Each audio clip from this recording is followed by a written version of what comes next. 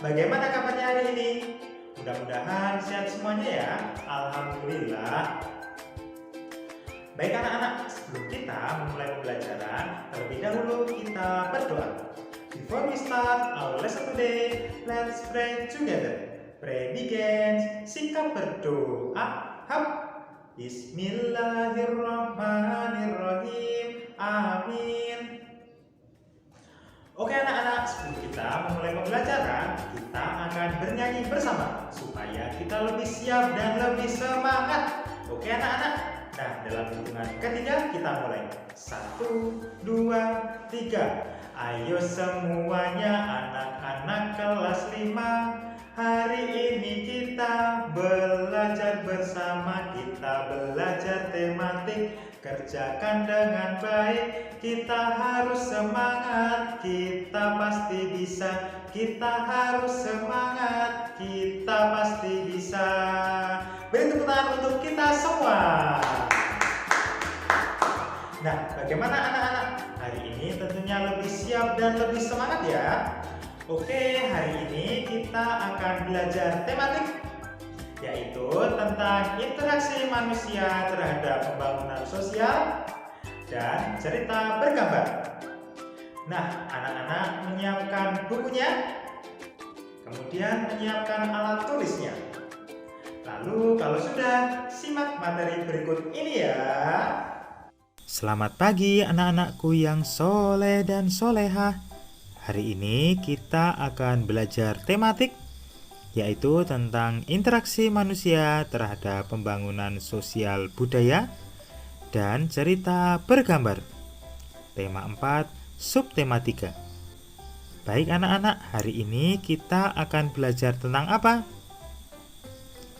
Hari ini kita akan belajar tentang yang pertama, interaksi sosial di berbagai bidang. Kedua, yaitu interaksi sosial antar daerah. Dan yang ketiga, kita akan belajar tentang cerita bergambar. Nah, apakah anak-anak tahu apa itu proses interaksi? Nah, proses interaksi tidak dapat dilepaskan dari kehidupan sehari-hari. Proses interaksi ini dapat terjadi apabila ada dua orang atau lebih. Nah, interaksi ini dapat terjadi karena adanya kepentingan pemenuhan kebutuhan masyarakat di berbagai bidang. Nah, yang pertama kita akan belajar tentang interaksi sosial di berbagai bidang. Nah, di situ ada gambar apa anak-anak? Di sini ada gambar di pasar ya. Nah, ini adalah bidang ekonomi. Yang kedua yaitu bidang apa anak-anak? Bidang sosial budaya. Di gambarnya sedang ada berbagai macam suku bangsa dan budaya yang ada di Indonesia. Yang ketiga yaitu bidang politik. Dari gambar dilihat DPR sedang rapat. Yang keempat yaitu bidang moral. Nah, selanjutnya kita akan belajar di bidang ekonomi. Di bidang ekonomi bagaimana anak-anak? Bidang ekonomi yaitu kepentingan ekonomi adalah kepentingan seseorang yang bergantung pada satu sama lain. Kepentingan ekonomi dibagi menjadi berapa anak-anak? Ada yang tahu? Nah, dibagi menjadi kepentingan ekonomi bentuk barang.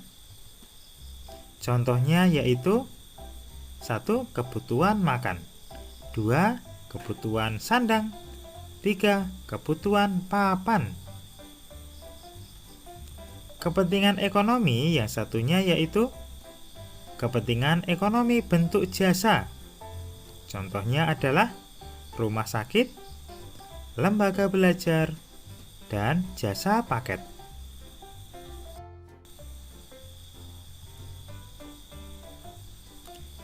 Nah, di bidang politik bagaimana anak-anak? Kepentingan ini digunakan oleh para anggota pemerintah dan anggota partai politik. Untuk apa? Yaitu untuk menjalankan kekuasaan negara.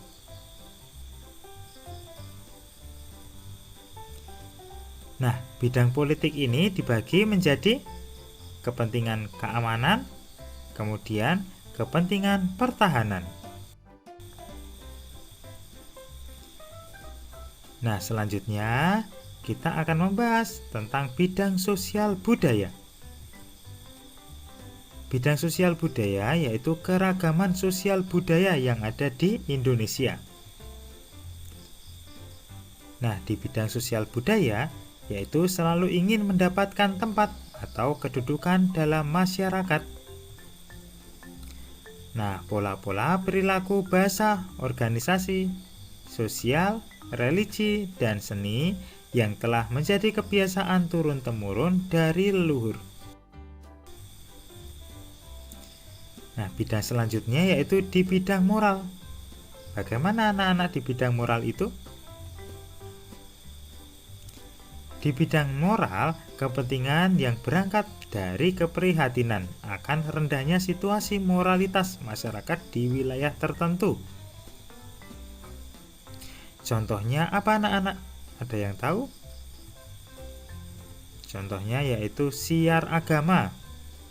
Kemudian pelatihan keterampilan masyarakat itu untuk menjadikan moral. Yang ketiga, pembinaan masyarakat oleh pemerintah. Nah, interaksi dalam berbagai bidang tersebut secara otomatis akan mempengaruhi pembangunan di bidang-bidang yang bersangkutan, yang bersifat kemajuan daripada kemunduran. Yang kedua, kita akan belajar tentang interaksi sosial antar daerah. Apa aja anak-anak? Yaitu perbedaan kandungan sumber daya alam setiap daerah. Selanjutnya, yaitu perbedaan demografis. Ketiga, yaitu kurang lancarnya mobilitas barang dan jasa. Yang keempat, konsentrasi kegiatan ekonomi daerah. Dan yang kelima, yaitu alokasi dana pembangunan antar daerah. Nah, sekarang perbedaan kandungan sumber daya alam setiap daerah. Nah, perbedaan kandungan sumber daya alam setiap daerah itu mempengaruhi kegiatan produksi pada daerah yang bersangkutan.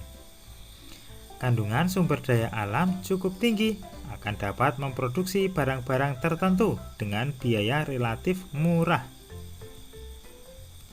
Nah, kandungan sumber daya alam lebih kecil hanya akan dapat memproduksi barang-barang dengan biaya produksi lebih tinggi.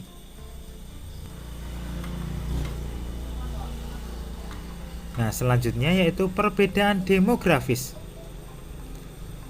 Perbedaan tingkat pertumbuhan dan struktur kependudukan, perbedaan tingkat pendidikan dan kesatuan, perbedaan kondisi ketenaga kerjaan, dan perbedaan dalam tingkah laku dan kebiasaan, serta etos yang dimiliki masyarakat daerah yang bersangkutan. Contohnya, dengan perbedaan demografis yaitu kurang lancarnya mobilitas barang dan jasa. Nah, kurang lancarnya mobilitas barang dan jasa dapat mendorong terjadinya peningkatan ketimpangan pembangunan antar wilayah. Mobilitas barang dan jasa ini meliputi apa aja anak-anak? Kegiatan perdagangan antar daerah. Nah, konsentrasi kegiatan ekonomi daerah. Konsentrasi kegiatan ekonomi ini cukup tinggi pada suatu daerah. Di sini akan mempengaruhi ketimpangan pembangunan antar wilayah. Selanjutnya yaitu alokasi dana pembangunan antar daerah. Alokasi investasi pemerintah ke daerah ditentukan oleh sistem pemerintah. Sentralistik, alokasi dana pemerintah akan cenderung lebih banyak dialokasikan pada pemerintah pusat, sehingga ketimpangan pembangunan antar wilayah akan cenderung tinggi. Nah, selanjutnya kita akan belajar tentang cerita bergambar. Anak-anak suka menggambar? Nah, gambar cerita adalah gambar yang menceritakan suatu adegan atau peristiwa. Fungsi dari gambar cerita adalah memperjelas alur atau isi cerita, kemudian memperjelas isi pesan dalam promosi suatu barang, menarik perhatian, menambah nilai artistik atau keindahan. Yang terakhir, sarana untuk mengungkapkan perasaan penggambarnya.